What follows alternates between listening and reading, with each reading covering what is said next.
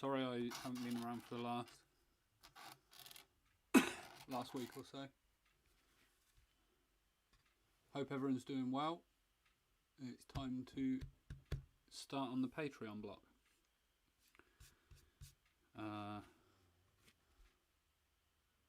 I'll just clean off this whole area and then we can have a look at the whole key block.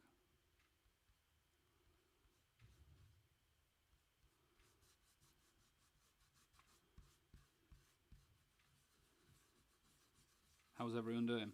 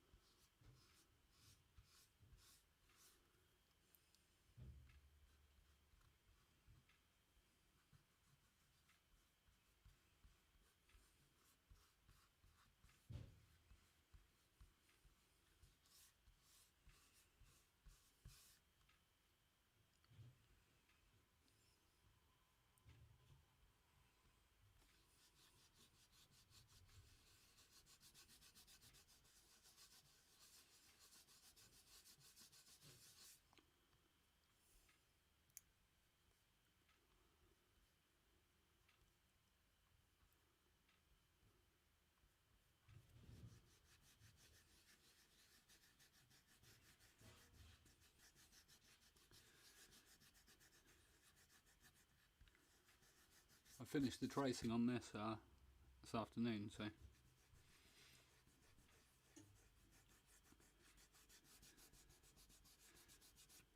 all the little details of the block and stuff are all fairly fresh in the mind. Hello, John. Welcome back.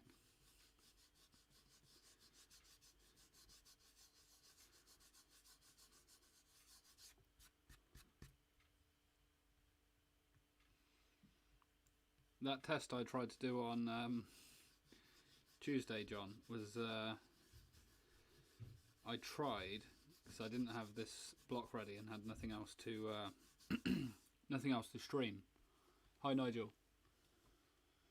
So I tried making it work on my phone's data and streaming the current state of the studio to show you guys where we're up to. But the bitrate was so low.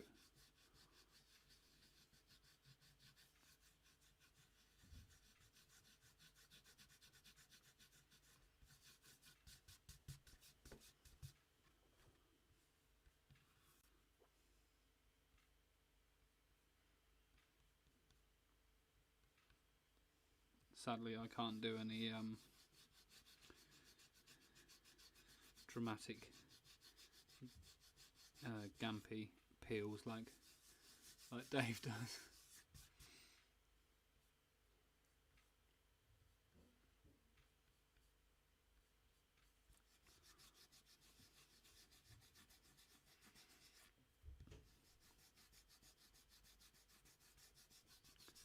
But as soon as we're going to be seeing this block for a while, might as well show it off to start with.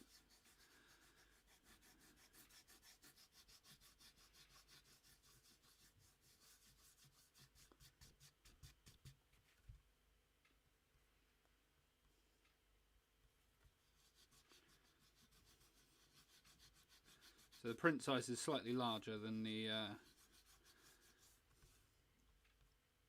first Patreon prints, but still quite a bit smaller than our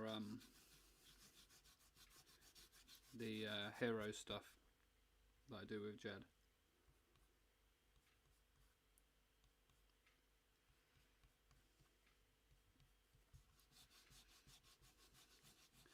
But hopefully by the time we get round to printing time,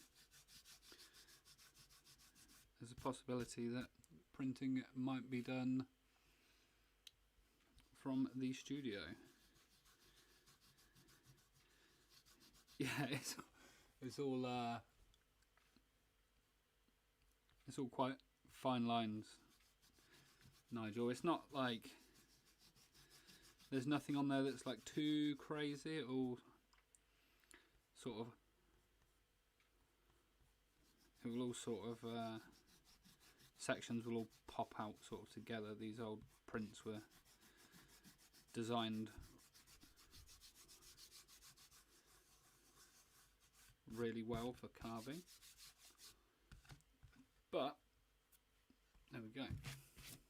If I zoom in on a few areas, so this is where we're going to be starting, up in here. This is going to be up, down, upside down for you.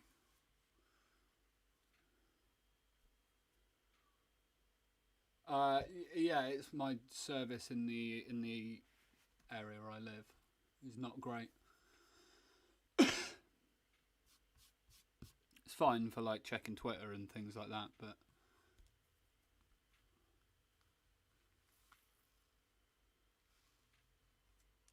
oh, we missed the cartouche. The only little bit that's going to be kind of tough on this is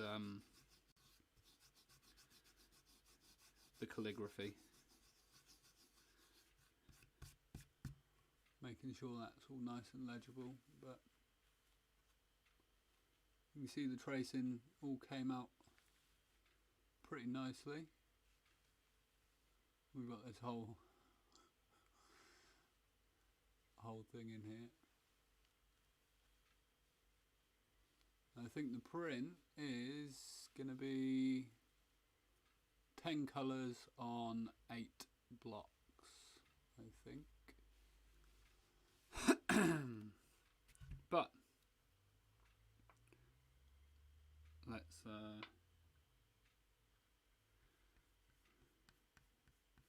start up in one corner and just work our way through.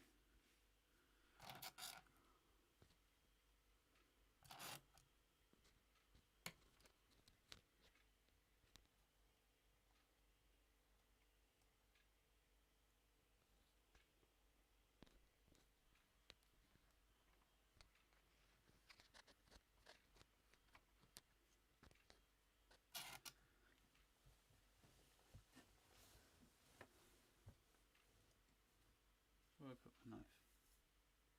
Yeah. How has everyone been then?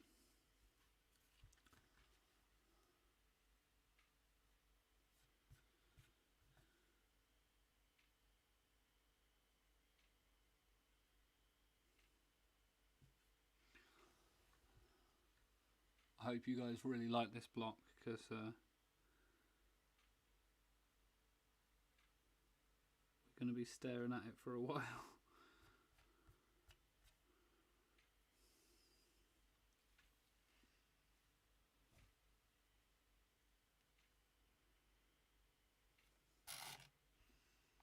Studio wise though, the floor, at least in my side, the floor is down and insulated. Next job is the ceiling.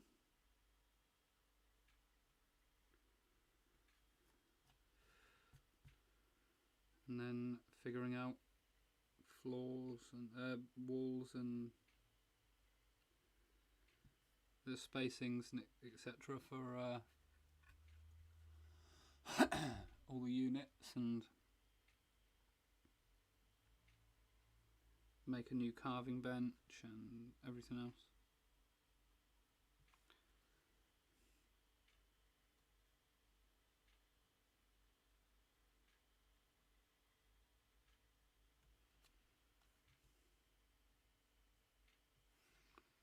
I haven't actually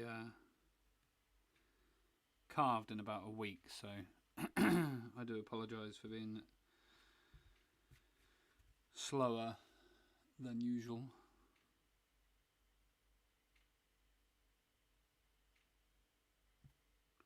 And this knife is also very sharp, and I'd like to keep the end of it intact as much as possible.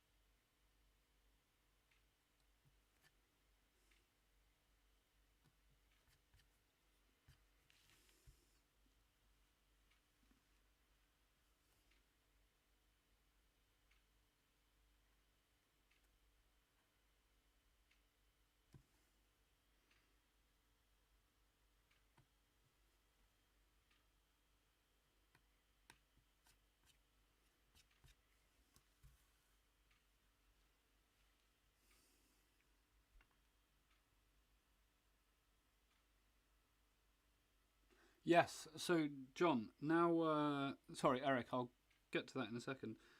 Um, Now we're like at a good point. I'm going to probably do some sort of blog post or like video type thing. I'm not sure, but there is going to be now. There's like stuff to show, and I have some sort of CAD sketches and stuff that I've done of the layout and things inside. It's going to be a bit more than just here's some pictures of the roof and stuff. I did intend on doing that on Tuesday.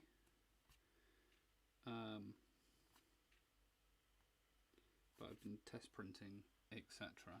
But I have a pretty much a free day tomorrow now, so that is the main order of the day. But Eric, before you talk about a glass Baron, I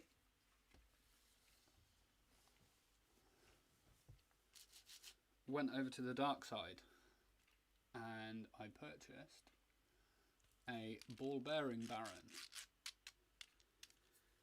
and it's sort of odd to get used to start with, but it sort of feels like cheating to use.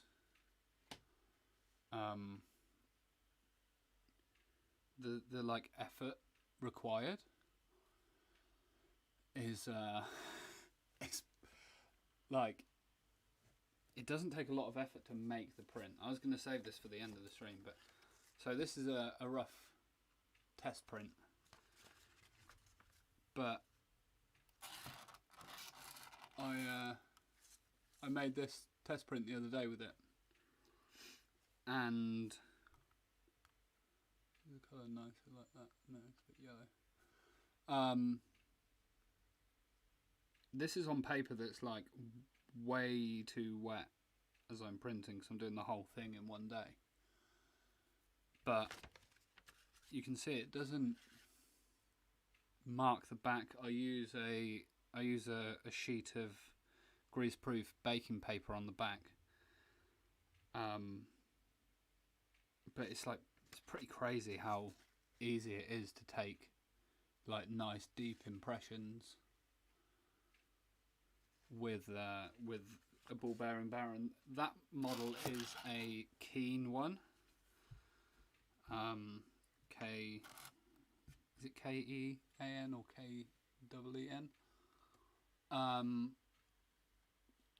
Cal, Heritage Printmakers, told me about them, and he uses one called a Yuki Baron, made and sold by Richard Steiner in Kyoto, and that's what he's making all of his prints with at the moment. So I thought I'd give it a go. I have a load of Baron skins on order, but I only have two skins left for my heavy Baron, and I have a lot of printing to do, and I can't bank on those skins being here in time. So I was sort of searching around, and then was speaking with Cal, excuse me, and he told me about this Yuki Baron that he's been using and showed me some prints and stuff, and I thought, well, why not give it a try? And it's pretty crazy how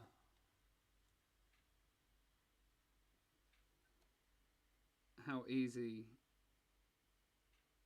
it moves across the back of the paper. Like I said, if you're used to using a normal Baron, it does take a little bit of sort of altering that muscle memory. but if you want to take nice deep impressions of colour, then that is very, very good. I wouldn't be using it for key blocks and stuff like that. It's not going to print a fine key block, but flat areas of colour, I can highly recommend it.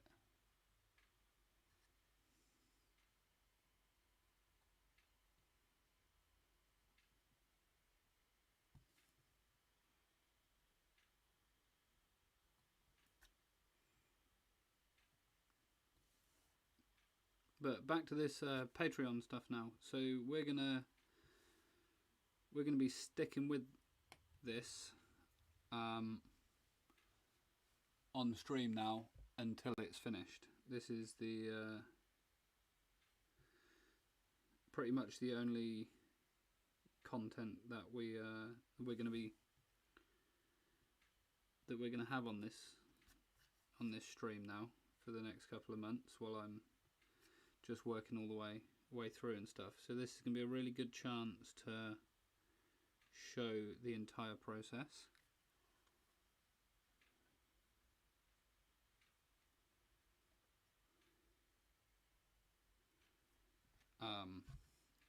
Which I'm really excited about. And I know it's frustrating the last couple of months watching me switch around just like key block to key block. But I needed to get all those to a point where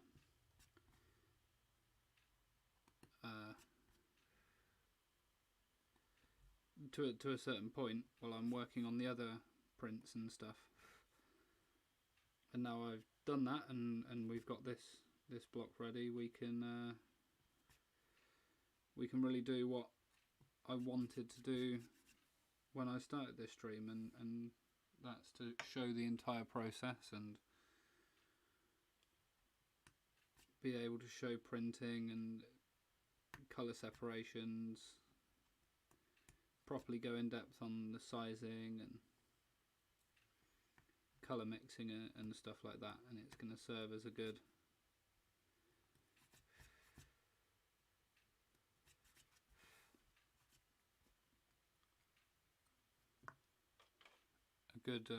sort of platform for doing that.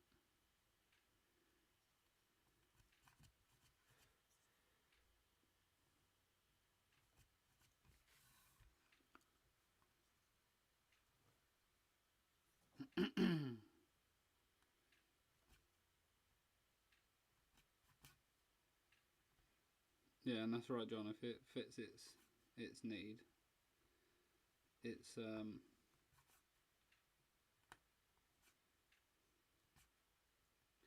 saves me a lot of money in Baron skins, and saves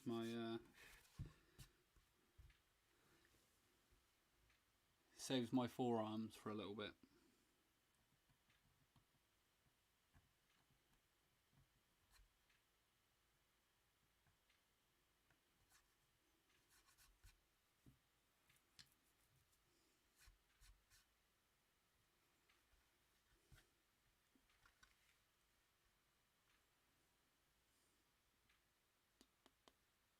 Hello Ben, how are you?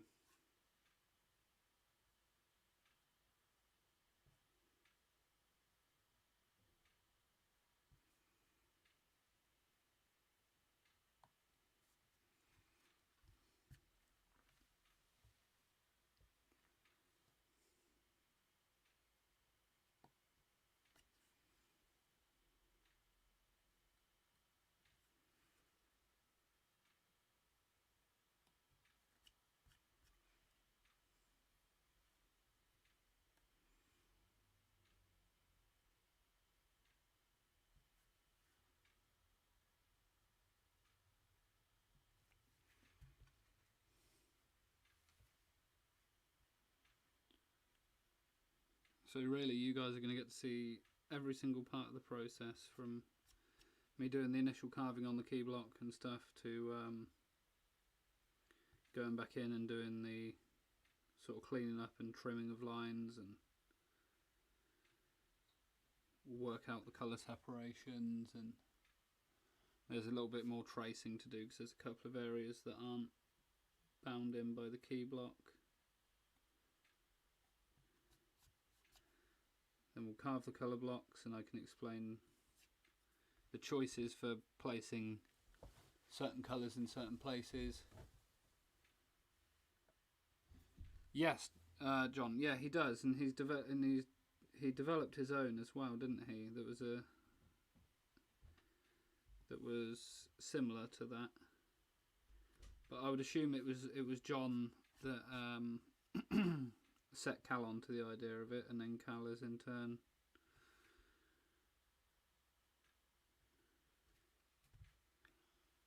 shown me the light.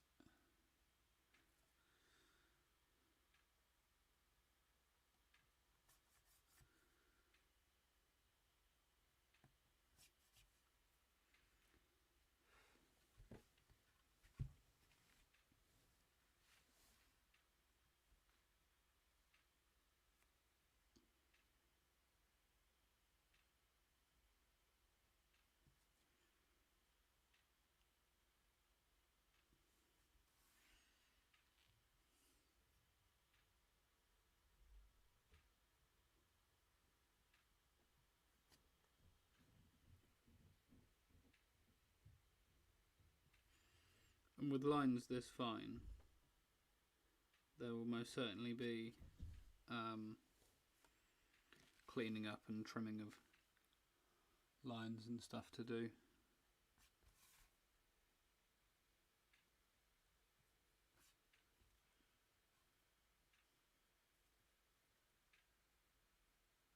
Yeah, I think I remember that.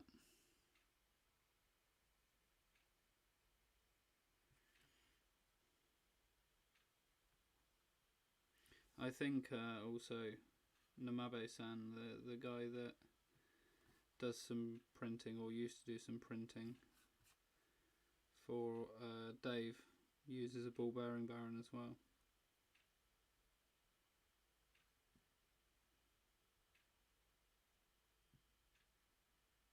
And they're very reasonably priced for the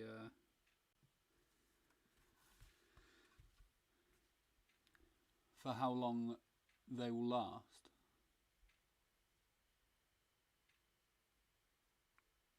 So long as you take care of them and don't let too much sort of oil and dust and lint build up in them.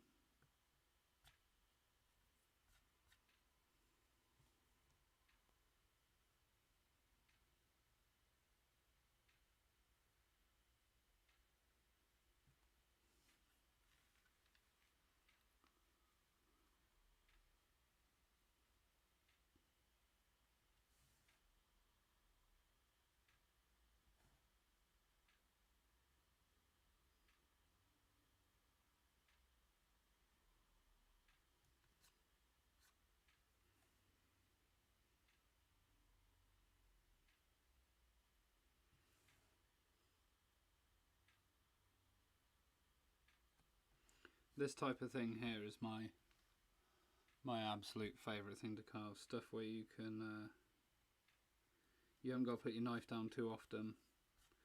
You can just sort of get in get into the zone with it and just not really think too much and just sit here quietly for hours and carve.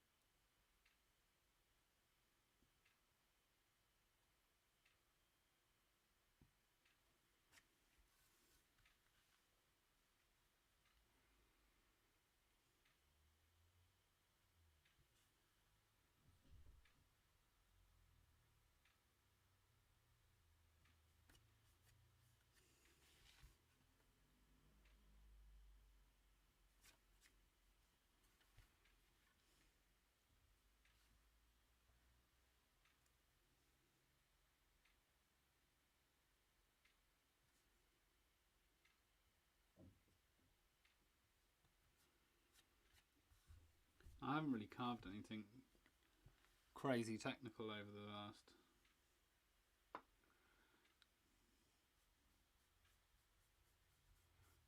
couple of months, probably since the owl.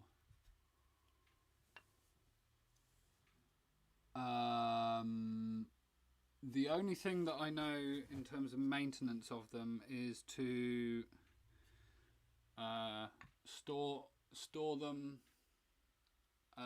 So they come with a little, or mine came with this little like dust cover. So I just wrap it down into the dust cover and keep it in a little box. But once you've finished using it, it's quite important to allow it to dry, because obviously you're rubbing it onto your Baron pad, picking up oil and stuff, and it's camellia oil, so it's no harm to the bearings, but it's I suppose it's good practice to let that dry out so that it's not sort of like producing like gunk and stuff inside it, and to try and not collect too much dust and things up into the housing of the bearings.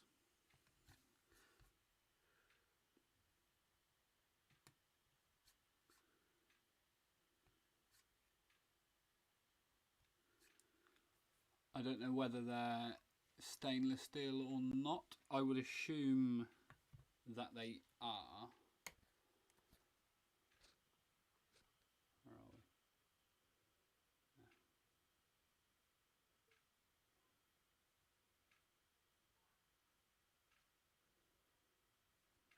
Sorry, I'm just trying to get an angle that's going to be better for you guys and easier for me to carve on.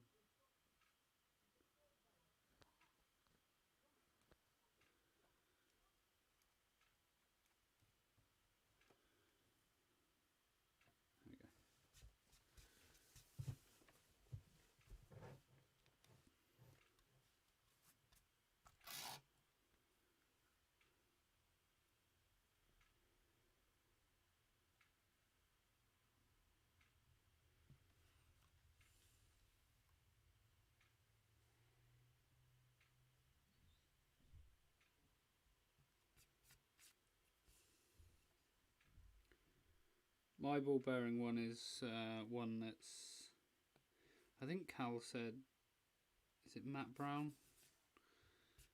A guy called Matt Brown uses.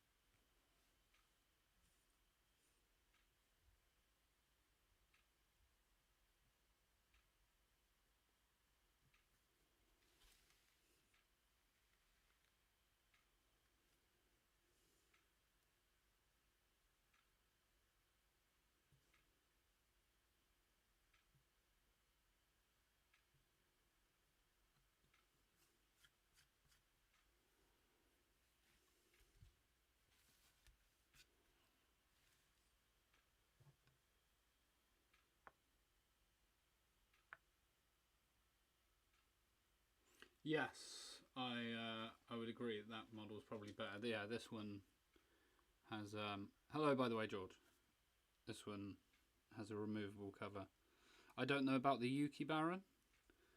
Um, this already has, from my Baron pad, some tiny bits of like fuzz and fluff and bits building up. So I would probably say it's probably just good practice to clean it out before or after each use if you really want to preserve it.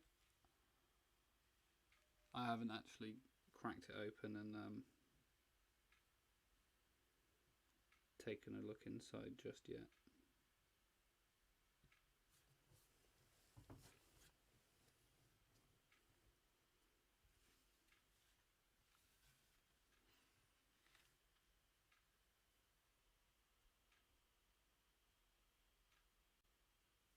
Yeah, they really are good.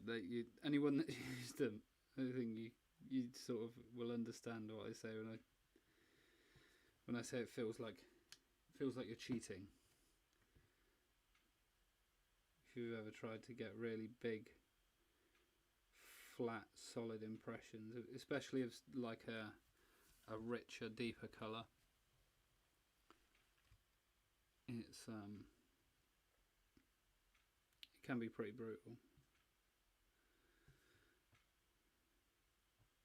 But that ball bearing Baron is something else. Yes, so I got mine from a place called Hand Printed in the UK. Matsumura sells them. I don't know if McLean sell them. But Hand Printed and Matsumura, the two places I looked, both had different ball counts and different. So basically, the more balls, obviously the tighter the area they're in, and I think that then correlates to the fineness of the Baron. I went for, I think mine is 400 balls or something. I didn't want to get. My viewpoint is that too few bearings, there's going to be too much sort of bouncing around, and you're not going to get the best sort of use out of it. I've seen ones that have 600, and I've seen ones that have the bearings in more of a like spiral pattern. Mine is more just like concentric circles, but I've seen ones that have like a definite like spiral pattern to them. I don't know. I haven't. This is the first time I've ever used one, so I don't really have the expertise to say which type or which orientation of bearings is going to be most effective. But I feel like any fewer, because you can get ones that are like 240 bearings, and I feel like any fewer than 400 and you're going to be sort of it's going to be sort of bumping around, and it's not going to be as effective as it could be.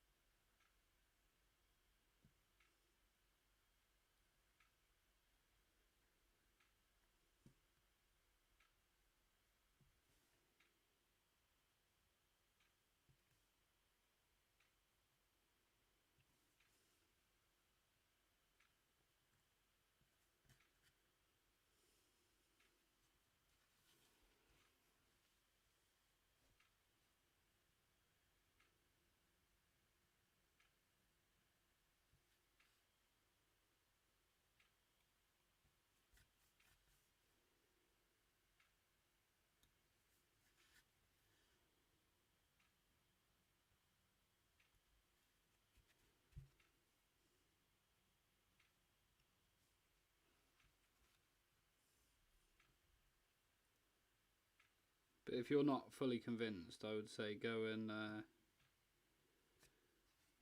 check Heritage Printmakers Instagram page and see the tiger print that he did with the solid red background, because that was done with one of these Barons, and I think that's all the advertising it needs. Yes, I think that's the general idea, John. Is that the more bearings is going to act more like a fine Baron, and the more spaced out and fewer number of bearings is going to behave more like one of the heavy or standard Barons. It can be slightly confusing. It's that they're all sort of worded slightly weird. They're worded as like 600 strong smooth, or 400 strong rough, but I think 600 will work fine. You're gonna get good solid colour. The prices aren't really too much different. I got a 400 in the 13 centimetre, just as a test, and if I just go back to the the test print that I've got here,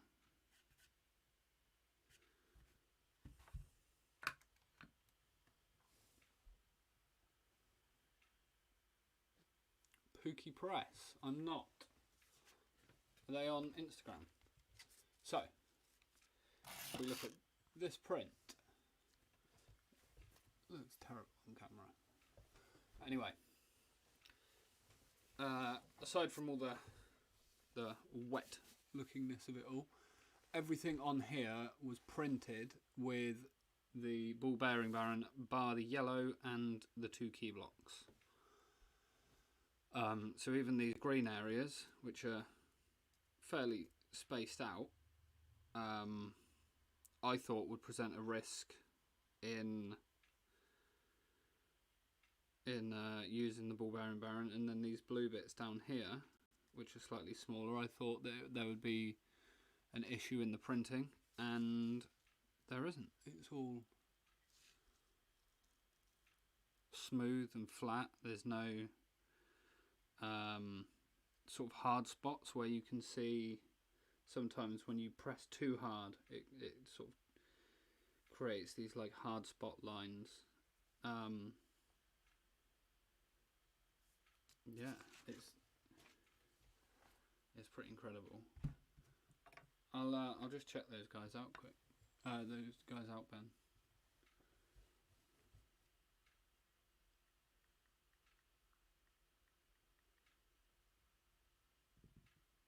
Pookie Presses.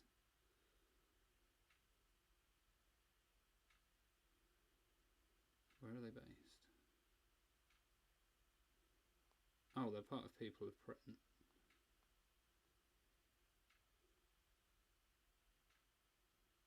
Do they make presses then?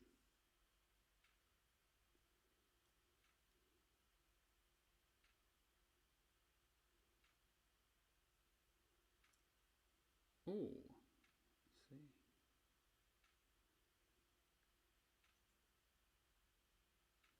Oh, Drybrook, yeah, then they're not far away from me at all.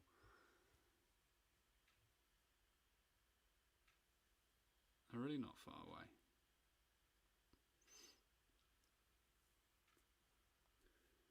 Oh, so theirs has got a metal handle.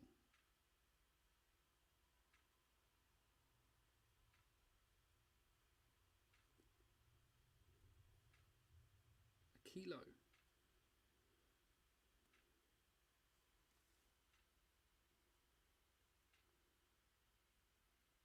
250 ball bearing. I would personally say that that Baron would be too aggressive for a wood block. If you were, say, doing something like really big on on ply, or like a massive lino cut print, I would say that Baron would be okay. It looks cool, the big metal handle and stuff. I think it's sort of inviting quite a lot of pressure.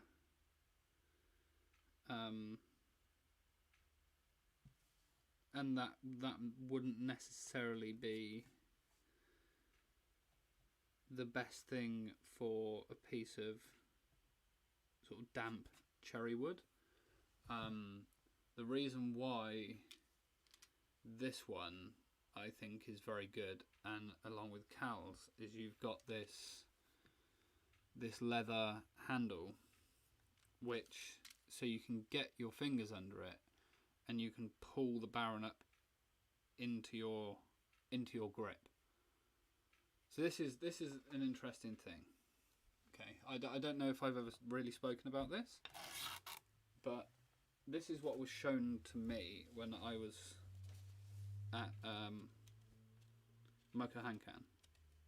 I've got some glue on my Baron. So when you watch Suga-san, if you ever see the videos on Dave's YouTube with Suga-san, you'll see when she grips the Baron, she's pulling the Baron in and she's creating, you see when I pull these two fingers in, it pushes this knuckle up and it creates this tight lock here. But at the same time, I'm not gripping the Baron super tight. I'm just pulling these two fingers underneath. And what that does is when I just pull these two fingers underneath, you can see how the shape of my hand changes and it forces this point down. It almost pulls your hand like that. So the pressure point then becomes this fleshy part here. So you can see when I hold the Baron from the side and I get my fingers underneath there and I pull it, I'm pulling the Baron towards my hand and creating these pressure points down in there, and then you're printing from the stem of your wrist going down on that angle in towards the center of the thing. So when you see Suga-san printing, I have this bad habit of lifting my knuckle up there. Excuse that. So when you see Suga-san printing, you see these videos, her knuckles are forming this sort of diagonal line pointing down, and the tightness of these two fingers is pulling the Baron up into those pressure points. Then when she's printing, it's this controlled movement that's applying a force point, a pressure point down into the center there. Yes, I would assume so, George. So the idea is, if anyone's ever heard the analogy, or I don't even know if it's an analogy, but just the concept that a woman's high heel, a stiletto heel, can exert more pressure,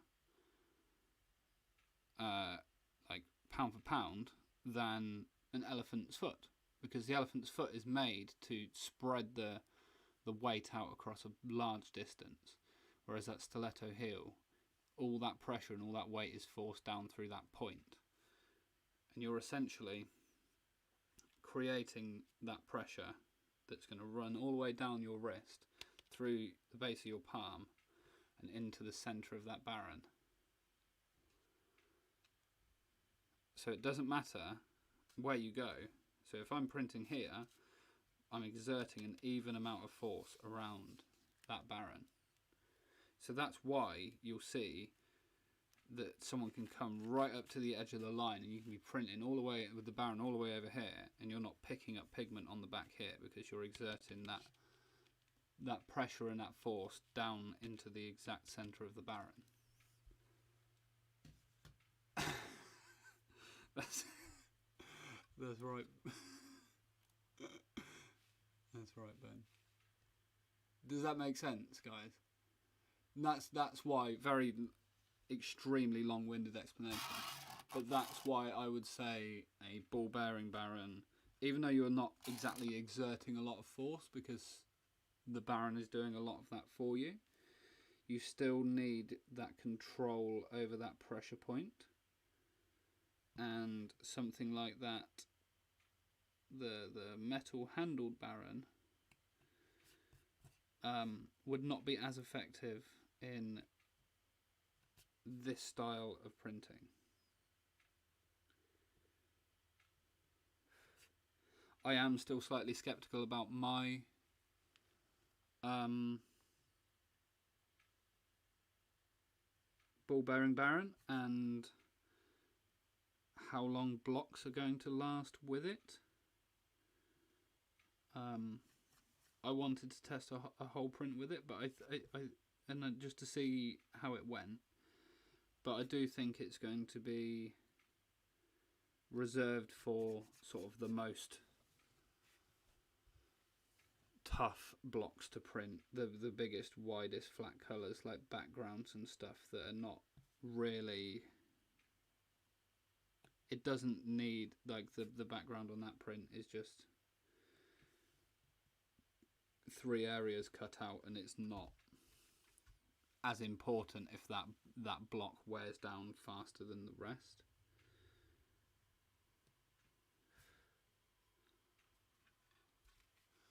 But that idea of holding the Baron is the most important part of being able to effectively use the tool. By no means am I saying that I can use the tool effectively. I'm compared to any professional printmaker. I'm a baby. But that's something that I picked up by just sort of sitting and watching Suga-san especially. Just the way that she holds the Baron. I would say to anyone, go and look at the videos that have been posted on Dave's channel of Suga-san printing, and just look at the form of her hand. I would say she has it's most clear in the way that she holds the Baron, and you can see, and when you hold the Baron and you sort of get used to holding it in that position yourself, you sort of feel this level of confidence in the tool. You feel very in control and very, like I said, confident in your movements. Because there's a saying in Japanese printmaking, I think it was in carpentry and stuff as well, and George might be able to chime in on this, is they talk a lot about yeah, that would probably be why, because you're sort of up in the air with it. If you're like, the higher up you are, the more chance there is for sort of rocking over, Ben. But they talk about doing things from your stomach. You can see here I'm like hunched over and stuff, and I'm not like in a very strong position. But if you think about it in terms of like yoga and things like that, everything is done from the stomach and your breathing and your core. So if your core and stuff is aligned to your workbench, especially printing. So say I'm printing. My core is in line with the block, and I'm set there, and my stomach is set, and my pelvis and my hips are set nicely. My bench is on the right angle. I grip the Baron in an effective and controlled manner, like this. and now I'm set, my body's in a strong position, I'm in a controlled, strong, confident position, then when I start making these movements and I start moving around, everything is locked and in place, and my movements aren't coming from like a weak wrist or hunched over where I'm going to rock and my whole body's going to move. It's coming from that. It's coming, it's coming from that locking of my arm. If I do it in my right hand, you can see. So I'm there, I'm locked. You can see the difference in my knuckles, where I'm not used to holding it in my right hand. But you're coming across, and it's that movement from the elbow, and those sharp, confident, and strong movements. And it's the same with Japanese carpentry tools with a push and a pull. So I was speaking to the guys over there about carpentry and stuff, and they were telling me that Western tools are weak because we're always pushing. So with a chisel, for example, you've got your chisel there, and you're pushing from a strong position in tight, close to your body where you're set, out to a weak position. The longer the further your arms are away from your body, the weaker your body position is, and the more work you're trying to do in your core to hold that. Whereas with a Japanese plane, you start from the weakest position, and you pull and become strong as you pull in, and it's the same with printing. You start weak and you become strong, and all your movements are strong movements that are moving back in towards your body.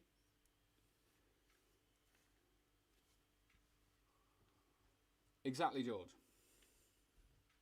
I would assume it's similar type deal with katanas and stuff, that you're set from your core and your stance is strong and your center of gravity is weighted correctly, and then you can effectively make your movements and stuff.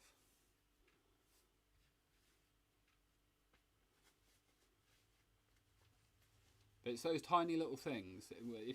Especially when you're printing, if you consciously make an effort to set your body in that position, and then start to work, you will notice a difference in the effectiveness of your movements, and that's something that's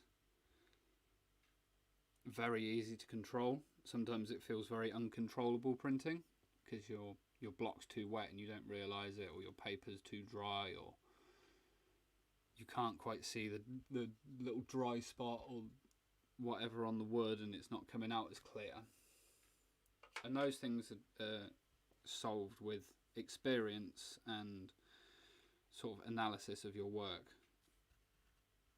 But your body position, starting out with good technique and good strong body positions, is a great foundation on which to build from. It's a controllable element of the process that's very easy to get in the mindset of, that's then going to allow you to kick on and creates one less element for you to be unsure about. But anyway, that's the hour. I didn't get a lot of carving done, but fortunately we have a while to get this block done. I will be back on Tuesday. It might be that if I'm printing now pretty much for the next couple of weeks straight, so it could be that we end up having a few more streams sprinkled in here and there. Maybe there's the possibility of one weekend stream or something every so often, but I'll notify you guys, and I will make sure the blog post and stuff goes up about the studio over the weekend. And I'm really excited to get this print going and get this sent out to you guys. I really wanted to try something challenging and something that was quite special for you guys as a thank you for your support over the past year.